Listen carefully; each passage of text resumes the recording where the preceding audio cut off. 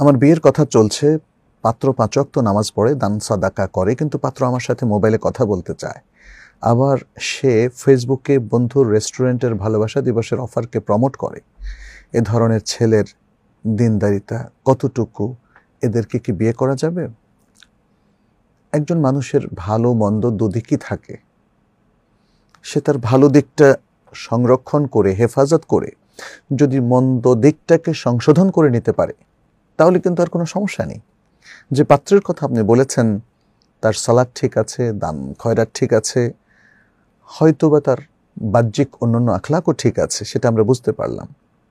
কিন্তু ভালোবাসা দিবসকে যে পরিপালন করে, যে এটাকে সেলিব্রেট করে এবং যার সাথে এখনো বিয়ে হয় নাই তাকে ভালোবাসা দিবসে রেস্টুরেন্টে খেতে ডাকে, এটা খুবই খুবই আপত্তিজনক একটি বিষয়।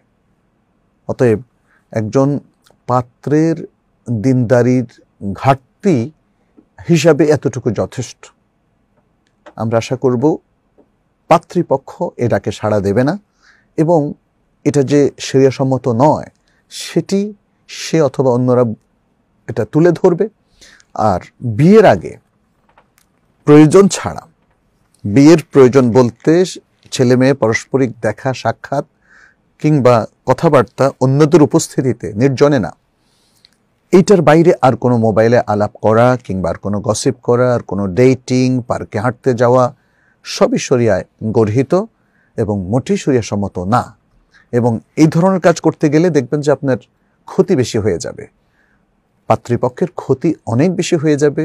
সে বিস্তারিত আলোচনা আমরা করব না। অতএব এগুলো অ্যাভয়েড করতেই হবে, পাত্রকেও সতর্ক করতে হবে। আর যদি পাত্র তারপরেও বাড়াবাড়ি করে, তাহলে এই বিবাহটা আপনি স্কিপ করে যাবেন।